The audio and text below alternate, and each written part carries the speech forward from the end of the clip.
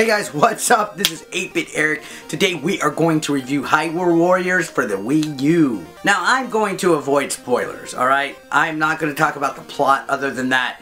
It is a real neat one. It did work its way around the Zelda timeline in a creative way. Even though it's not really considered canon of the Zelda series, I enjoyed it very much. It was a little anime Dynasty Warriors-ish a bit at times, but I think it overall remained true to the Zelda series, and it felt like a plot that would be in a Zelda game. I enjoyed the variety of characters, leveling options, badge options, weapon upgrades, and other ways to power your characters. It made the game feel well balanced. It had a nice battle system, upgrade system. It was easy to keep your characters powered up without having to spend too long of time grinding, because I do not have the patience for hack and slash games or grinding. I don't play games that involve me having to do repetitive actions. So I was surprised that Hyrule Warriors actually kind of kept me a little entertained, although I will admit, if I played longer than 15 minutes at a time, I started to kind of go into a zombie mode where I wasn't paying attention to what I was doing anymore, and I was just bashing buttons.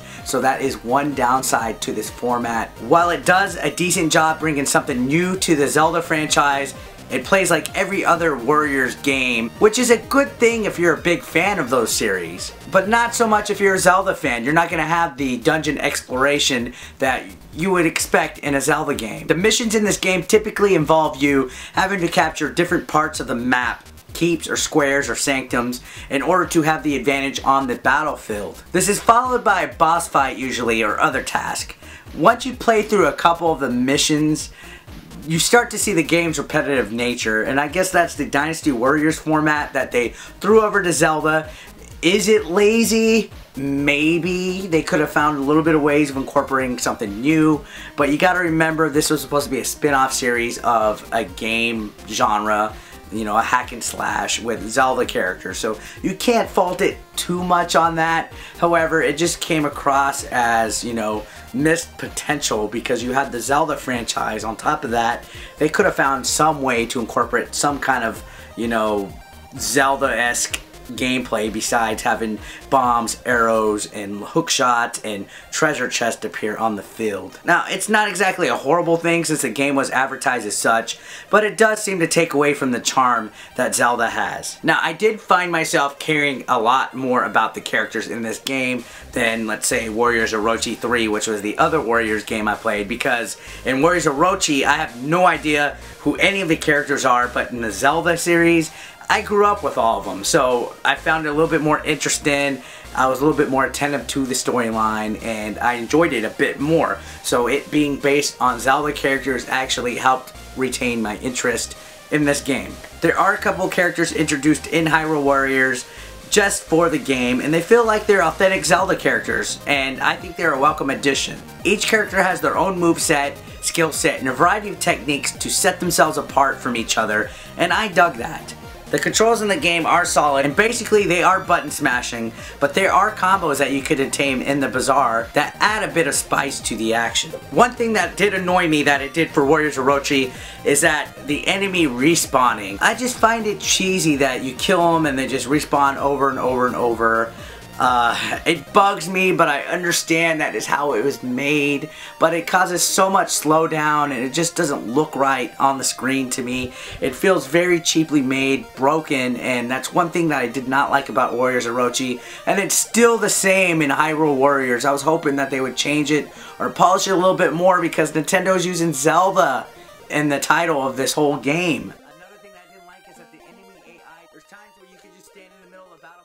Nobody will be attacking you, and it's like, what the hell, you know, there's no way to die unless you're facing a boss, a giant monster, or one of the titled characters, you know, like Sia or Ganon. It's like none of the other enemies attack you really. Also, your allied friends do a lot of staying around as well. Most of the time you're going to be doing the task yourself, as opposed to having your allies help you out by going and using their artificial intelligence to capture keeps or to finish out missions. In fact, most of the time, the only good that they're for is needing to be rescued. It's like I'm playing Star Fox instead of Hyrule Warriors. What the hell?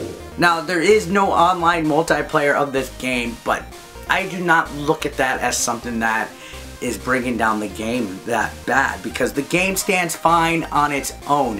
It's a solid title and there's no need for it to depend on online multiplayer. There's a lot of games out there nowadays that all there is the online. Like, if it didn't have the online on them, those games wouldn't be worth a shit, and I'm glad that Hyrule Warriors does not depend on that. In fact, the local co-op multiplayer is actually a blessing because it doesn't have a split screen. One player plays on the TV, one player plays on the gamepad, no interruptions, no split screening. I think online multiplayer might have slowed it down a little bit more, maybe caused a little bit of complications with, you know, respawn points and all that. Yes, it would be cool, yes, it would be nice, but I don't think the game needs it. I think it was a good choice for it to stay away from depending on that.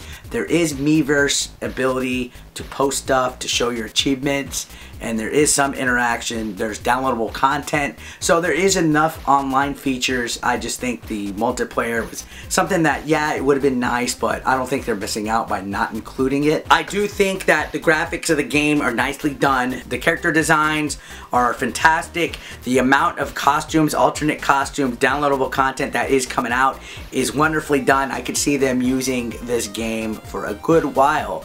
In fact, there's a downloadable content coming pretty soon that's going to have Epona available as a vehicle for Link to drive or ride on while he's fighting. So it looks like they are behind this game very much. Did it meet my expectations though? Yes, because I knew going in exactly what it was going to be like. I knew it was going to be a Warriors game.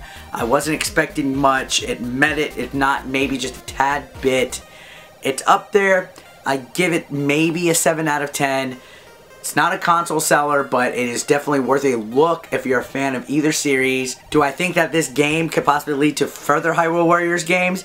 Maybe. But right now, I do think Nintendo did scratch the surface on potential that they could with this spin-off. Just they had that tiny little bit that they could have added on as far as different things to make it feel more like a Zelda game. And well, guys, that is it for my review today, guys. I hope you guys enjoyed it. This has been Hyrule Warriors. Stay tuned.